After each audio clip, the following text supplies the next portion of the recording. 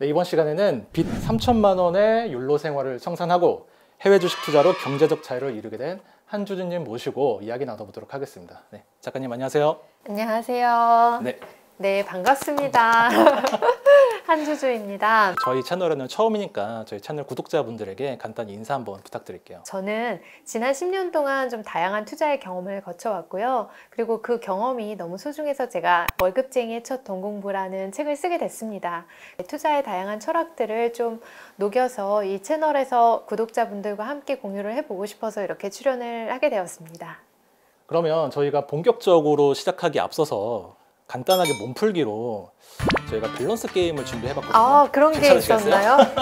네, 저희가 질문을 드리면 3초 안에 대답을 네, 하셔야 됩니다. 알겠습니다. 지체하시면 안 됩니다. 네. 빚 3천만 원 있었지만 젊었던 20대 대 경제적 자유를 잃었지만 내일 모레 40. 하나, 둘, 셋. 1번. 돈보다는 젊음이 중요하다. 그렇지 않나요? 저만 그렇게 생각하나요? 저는 그렇습니다. 만약에 둘 중에 하나만 투자할 수 있다고 한다면 미국 주식 대 강남 아파트. 하나, 둘, 셋. 미국 주식. 부동산보단 주식이다. 강남 아파트보단 주식이다. 네. 한국 증시에 상장한 애플 대 미국 증시에 상장한 삼성전자. 하나, 둘, 셋. 애플. 한국 증시에 상장했어도 애플이 더 낫다. 제가 투자 종목을 선택하는 철학이 굉장히 분명하거든요. 그 종목이 어디에 상장되어 있느냐는 중요한 부분이 아닐 수도 있습니다. 알겠습니다. 이것과 관련한 질문들은 앞으로 쭉쭉 이어서 하도록 하겠습니다. 그 첫 번째 밸런스 게임에서 이제 드렸던 질문이 빚 3천만 원 있었지만 젊었던 20대 대 경제적 자유를 이룬 현재에 관한 질문이었는데, 그 작가님 이제 그동안의 스토리나 이런 것들을 보면 굉장히 재밌었어요. 저도 개인적으로 굉장히 좋은 직장을 다니셨잖아요. 누구나 선망하는 대한민국 최고의 기업 삼성전자. 근데 그런 기업에 다니시면서도 어떻게 플렉스를 하셨길래 빚이 3천만 원까지 늘어났을까? 제가 그 3천만 원만 쓴 거는 아니었고요. 부모님께서 집 보증금 하라고 주셨던 돈 1,000만 원이 있었고요. 그리고 이제 연봉으로 받는 돈은 다 썼고요. 그렇게 하다 보니까 한 27살 때 제가 지금으로부터 한 10년 전 정도에 1년 동안 9천만 원을 썼던 거예요. 그냥 저는 뭐 때 되면 예쁜 이렇게 뭐 계절에 맞게 옷을 사고, 뭐 가끔씩 백화점 가서 명품도 이제 필요하면 사고, 그리고 또 가끔씩 이제 철마다 여행을 다녔고요. 그리고 거기에다가 이제 피부가 좀 푸석하네 그러면 꾸준히 피부과도 좀 다니고, 한 달에 카드값은 한 350만 원에서 400만 원 정도가 찍혀 있었고, 그 생활이 반복되다 보니까 1년에 9천만 원 정도를 쉽게 쓸 수 있었던 거죠. 근데 이게 뭐가 계기가 돼서 그거를 확 바꿔야겠다는 생각을 하신 거예요? 가장 충격적이었던 거는 그 제 핸드폰 문자가 하나가 와 있더라고요. 그 핸드폰 문자에 고객님 잔고가 부족해서 핸드폰 요금이 출금되지 못했습니다. 이게 되게 충격적이었어요, 저는. 거기에 줄줄이 카드값도 나가야 되지, 뭐 이것저것 너무 나가야 될 거 많은데 걱정이 되는 거예요. 거기에서 이제 조금 큰 정신을 차렸던 것 같아요. 그때가 이제 나이가 28살 12월 정도. 그래서 이제 3천만 원 빚을 갚을 때까지는 어느 정도 좀 내가 이렇게 오징어 같이 살면서 마른 오징어처럼 이렇게 막 쥐어짜면서. 네, 마른 오징어처럼 살면서 그렇게 했었던 과정도 있었지만 내 빚 3천만 원을 갚는데 거의 시간이 1년 정도가 걸렸어요. 5천만 원 정도의 종잣돈을 모을 때까지 저는 온리 예적금만 했었어요. 그 과정이 한 빚 갚고 5천만 원 달성하는 데까지가 2년 넘는 시간이 걸렸던 것 같아요. 저는 월급이 남들보다 좀 높았어요. 그렇게 월급이 남들보다 높다 보니까 빚 갚고 5천만 원 정도 종잣돈을 예적금으로 모으는데 더 쉽게 그렇게 갈 수 있었던 것 같아요. 하지만 지금 이 방송을 들으시는 분들께서는 아마 투자에 대해서 저보다 예적금보다 더 좋은 방식을 아시게 될 거예요. S&P 500이나 QQQ 같은 그 ETF를 사서 모으는 방식으로 하신다고 하더라도 은행 수익보다는 높은 수익을 내시면서 그렇게 예적금의 효과를 누리실 수가 있거든요. 월급 내가 높고 적고에 너무 이렇게 집중을 하시기보다는 지금 누가 가장 목돈을 빨리 모으느냐가 중요해요. 좀 더 어린 나이, 젊은 나이에 시작을 하셔야 되는 건데 어디든 취직을 해서 빨리 1억이든 목돈을 모아서 그 돈을 가지고 좋은 자산을 사시는 거. 이분들이 자본주의의 정말 궁극적인 승자가 되시는 분들이거든요. 그러면은 이제 종잣돈 모으시고 난 이후에 이제 현재까지 이르기까지 과정이 좀 궁금해요. 어디에 투자를 해서 이렇게 되신 거예요? 처음에 주식 투자했던 게 2015년 상반기 정도였어요. 저는 중국 주식에 투자를 했었어요. 중국 주식에 한 20개 종목에 그렇게 좀 다양한 분산 투자를 했었는데 거의 펀드 수준 하셨네요. 너무 제 마음도 분산이 되어 버리는 거예요. 그래서 더 나빴던 건 그 당시 2015년 한 상반기 정도에 어떤 일이 있었냐면 중국 주식이 폭락했어요. 상해 주식이 폭락을 했는데 그때 거의 마이너스 30%가 몇 번이나 그렇게 온 거예요. 폭락하는 상황에 투자를 하고 있었던 거예요. 꼭지점에 들어가가지고요. 물타기도 하고 하면서 네. 간신히 그렇게 또 제가 가지고 있는 게 또 나름 중국의 우량주였거든요. 그래서 우량한 종목이었기 때문에 조금 살짝 반등을 했을 때 괜찮은 수익률을 또 가지고 한 20% 정도로 올랐었어요. 그 와중에. 네네.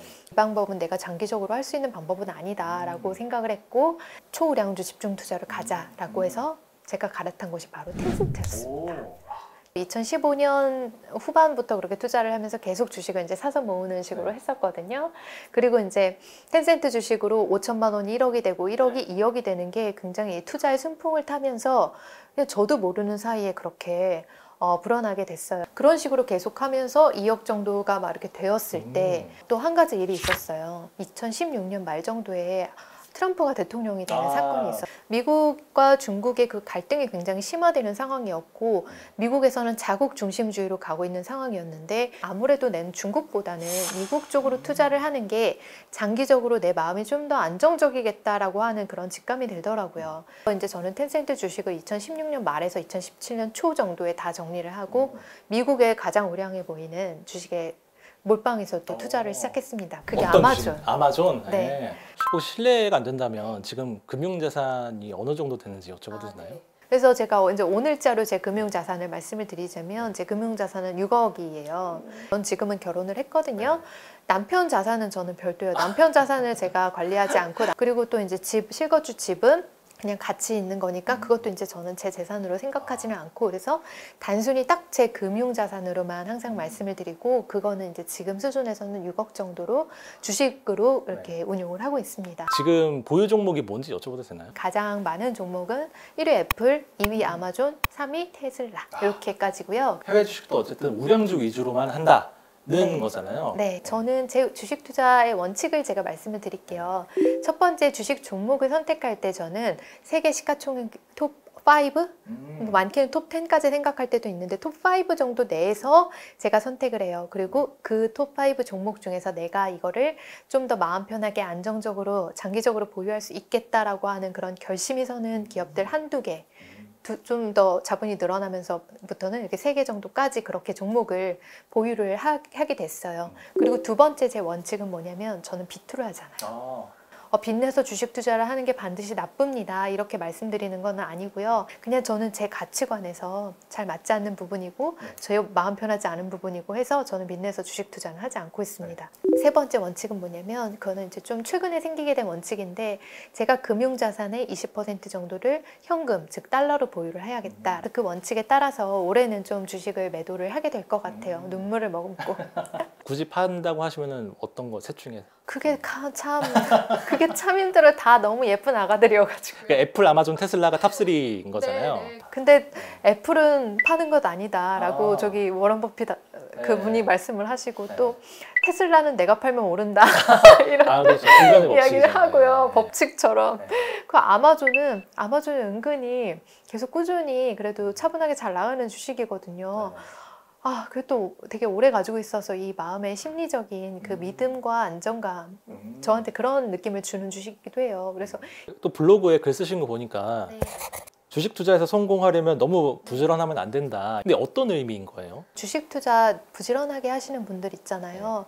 왜 부지런하게 하냐고 여쭤보면 어떠냐면 빨리 부자가 되고 싶어서 그렇게 부지런하게 하시는 거예요. 근데 빨리 부자가 되고 싶다라고 하시면 오히려 주식 투자 말고 하셔야 될 게 있는데 바로 사업이에요. 또 하나 적은 돈으로 빨리 부자가 될 수 있는 방법이 있는데요.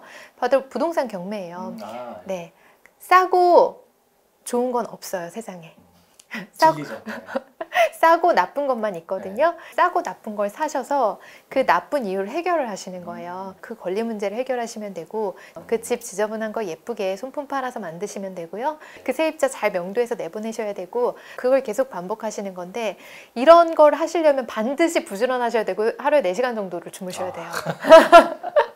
엄청난 많은 공부와 또 스트레스와 이런 것들을 다 수반을 해야 되는. 다 수반을 해서 잘 되는 게 있고 안 되는 게 있는데, 안 되는 건 바로 주식인 것 같아요. 왜냐면 주식 시장은요, 내가 예측한 대로 움직여주지 않거든요. 그렇죠. 그래서 저는 시장에 대해서 어떻게 말씀을 드리냐면, 시장은 아이랑 비슷하다. 내가 뜻처럼 그렇게 움직여주지 않고, 그렇게 열심히 공부해가지고 이걸 할 수 있는 거라고 생각하지 않고, 주식 투자는 장기적인 관점에서 좀 천천히 부자가 될 수 있는 방법이 아닐까라고 생각을 합니다. 그러니까 주식이라는 게 열심히 샀다 팔았다 하는 것보다 진득하니 오래 갖고 있는 게 훨씬 낫다. 네, 거기에 연구 결과도 있어요. 아, 그래요? 그 주식을 1년 동안 어떤 사람들이 사고 팔고 거래한 내용들을 다 조사를 해서 그 장기적으로 추적을 했을 때, 산 주식보다 판 주식이 평균적으로 3.2% 정도 더 많이 올랐다.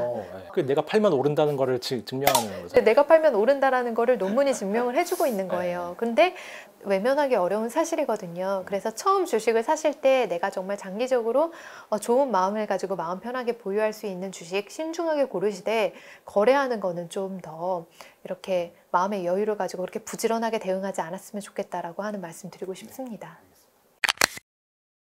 작가님 오시면 제가 네. 꼭 여쭤보고 싶었던 게 있었어요. 왜냐면은 삼성전자를 다니셨다고 하니까 네. 과연 삼성전자 직원이 보는 삼성전자는 어떤 기업일까? 제가 삼성에서 근무했었던 바로 제 의견을 말씀을 드리자면, 삼성은 변화에 열려있는 조직이에요. 변화의 중심은 조직 문화예요.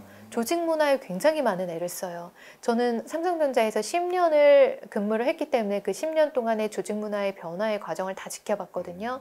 이제 삼성전자에서 저는 반도체 쪽에서 근무를 좀 오래 했었으니까 반도체 좀 업에 대해서 말씀을 드리자면, 그 내부에서 보는 반도체 업에 대한 시선은 좀 그렇게 막 좋지는 않아요. 왜냐면 내부자들은요, 저는 이제 영업 담당 같은 것들을 했었잖아요. 영업 담당을 하면 자기 업무에 국한해서 그 반도체 업을 봐요.